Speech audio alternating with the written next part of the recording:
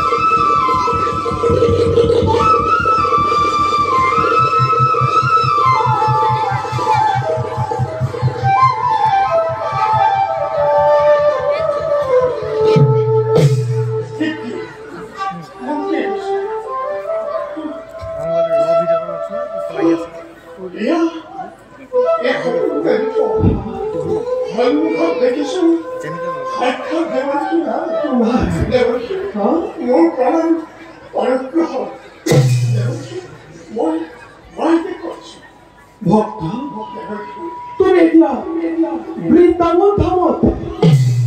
तुम्हार भक्ति स्वयं नारायण का कथित तुम्हार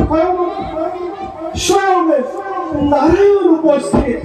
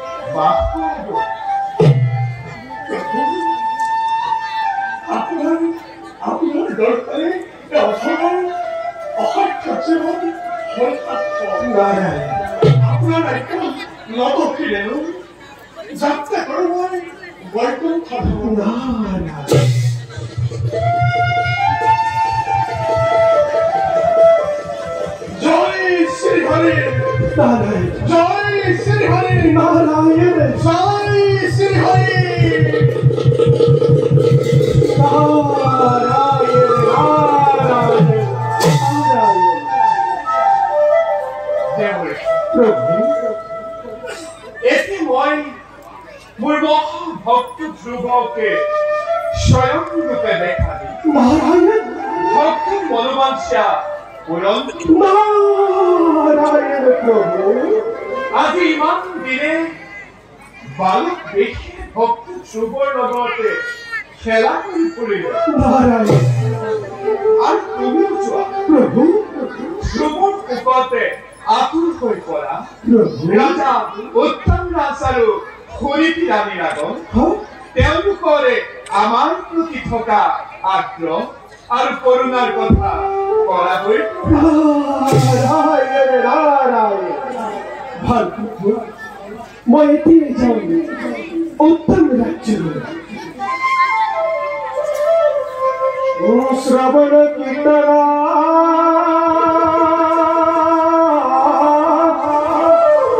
স্মরণ বিষ্ণুর পদকে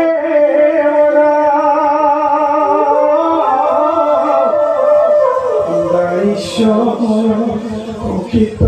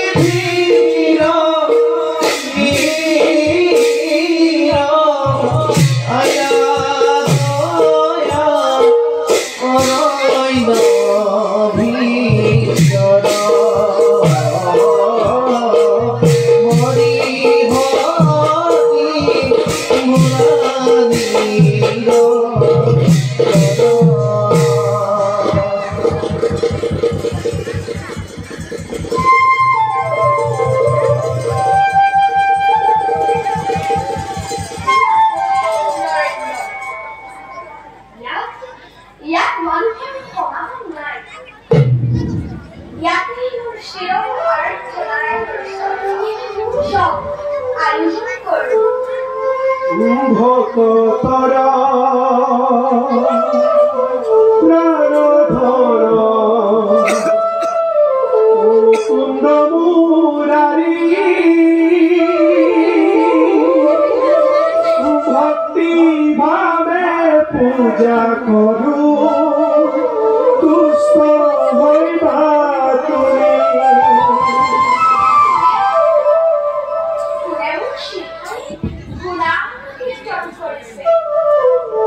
হে হরি তোমার মহিমা বুঝি ঢুকিবারে হে হরি আরতি বারুকা সরহরে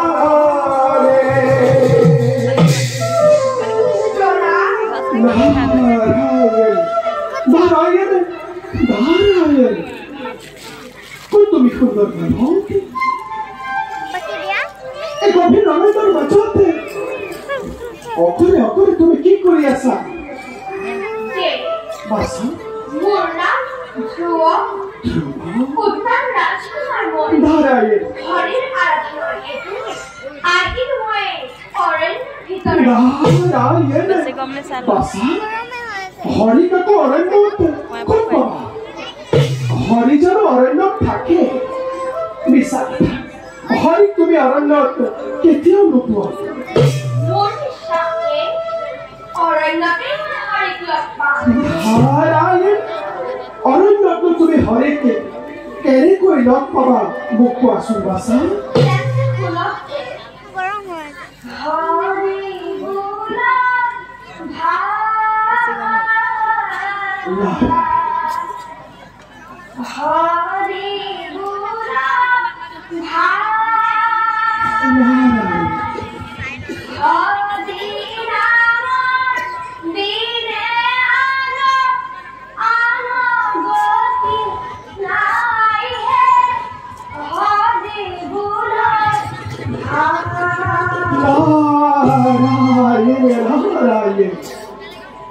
হৰি নিৰাকাৰ বাছা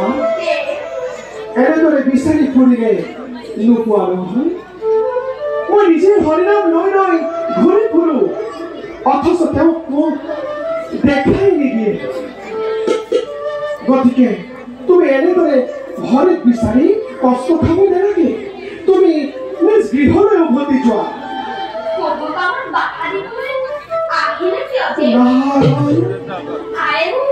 বিদায় দিছে হৰিক আৰাধনা কৰিব আপুনি উপায়হে দিব লাগে নাৰায়ণ নাৰায়ণ বাছা যদিও মই হৰি নিৰাকাৰ তেওঁক আৰাধনা কৰিব জানিলে ভক্তক দেখা দিয়ে মহা মহা ঋষি মুনিসকলে হাজাৰ হাজাৰ বছৰ তপস্যা কৰিও যাক দৰ্শন পাবলৈ পাম তেনেজনৰ যুগল চৰণ দৰ্শন লাভ কৰিবলৈ তুমি জানো 100 বছৰ তপস্যা কৰিব পাৰিবা বাছা বালকৰ কান্দি পিতৃ মাতৃ নিশ্চয় পাৰ কৰে জগত পিতাই মৰম কৰিব বুলি ভাবিছো সকলোকে তপস্যা কৰিব লাগিব জানে কি অদ্ভুত জ্ঞান গৰ্ভ কথা কিবা তৰ্কা নিদিলে নহ'ব নিৰক্ষৰ যদি তেন্তে মই যাওঁ আপোনাৰ ওচৰত সমালোচনা কৰিলে মোৰ পলম হ'ব হৰিক আৰাধনা কৰিব বাৰু বাছা তুমি মোৰ প্ৰকৃত পৰিচয় আজিলৈকে নাজানিলা নহয় মই দেৱৰ্ষি নাৰদ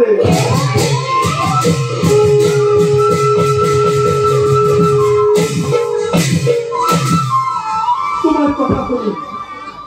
পৰম সন্তোষ পালো বাছা হৰিক লগ পোৱাৰ উপায় শুনা শুদ্ধ মনে শুদ্ধ চিত্তে ভগৱানক আৰাধনা কৰিবা কিছুদিন তপস্যাৰ আখৰা কৰাৰ পাছত এটি ভৰি চাংগৰ ওপৰত ৰাখি আনটি ভৰি বৃদ্ধ আঙুলিৰ ওপৰত ভৰ দি ঊৰ্ধ বাহু হৈ ধ্যান কৰিবা এই ধ্যানৰ লক্ষ্য হ'ব এটি ৰূপ আৰু সেই ৰূপটি হ'ল শ্ৰী হৰি ৰূপ কথা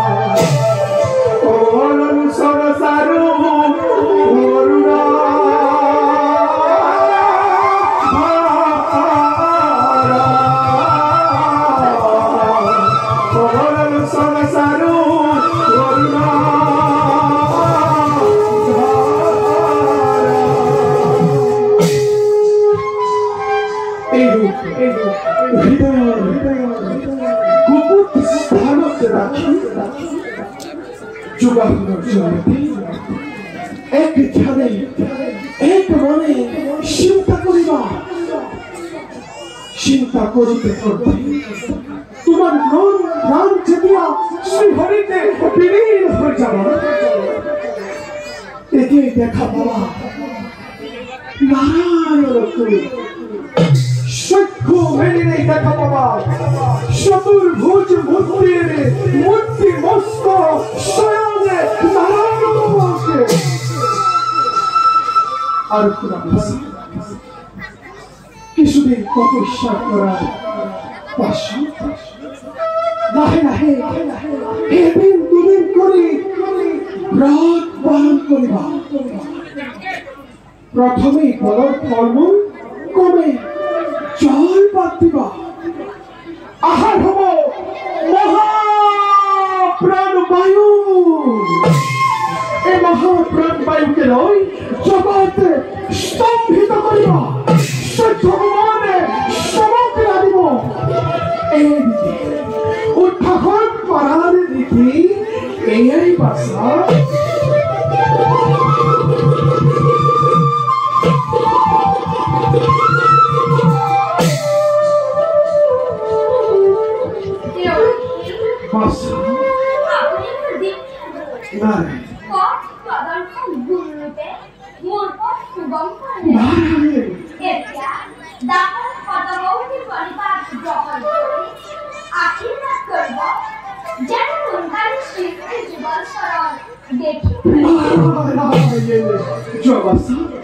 আশীর্বাদ করেছি শ্রীহরির দর্শন হোক তোমার বারবাসা নদীতে প্রথমে স্নান করে শ্রীহরিকে আরাধনা করা করে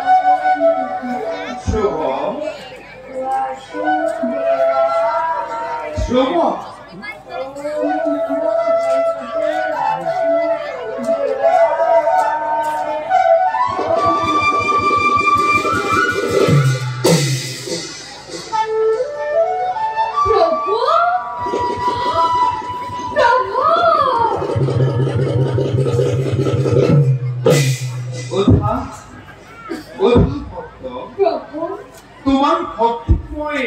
উত্থাপন হলো হে নারায়ণ প্রভু আজি খাইখানে দেখি তোমার জীবন সরল ধন্য তোমার জীবন প্রভু দাখন মনোবাঞ্ছা পূরণ করা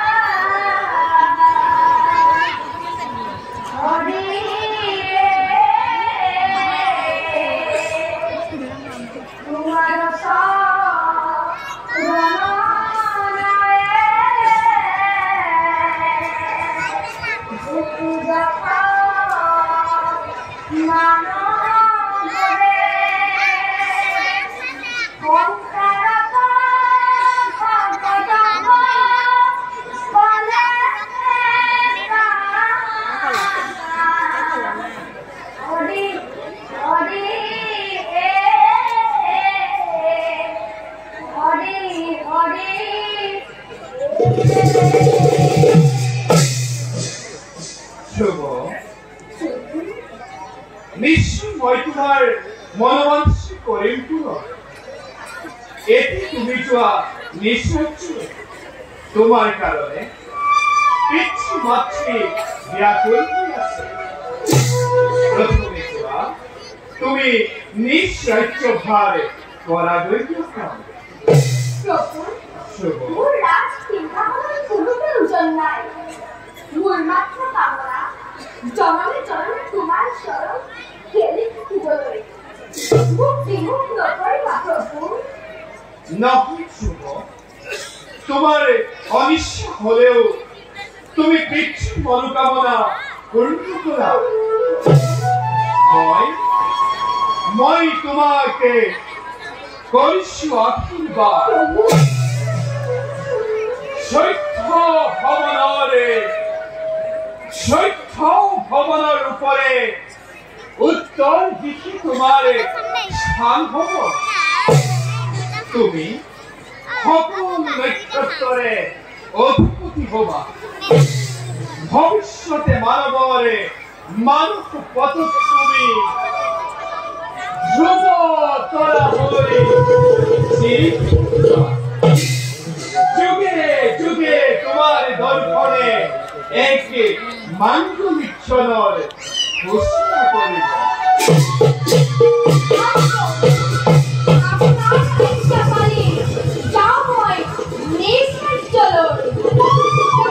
দেখা দেখা সর্বজন ঈশ্বর লীলা, ঈশ্বর লীলাই তু সর্বজনে দেখা,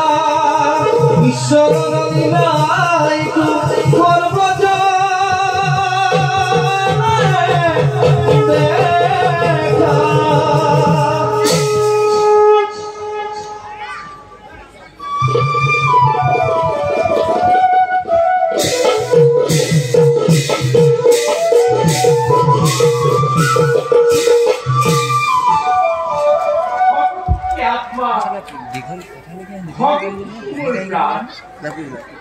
সেই ঐশ্বরে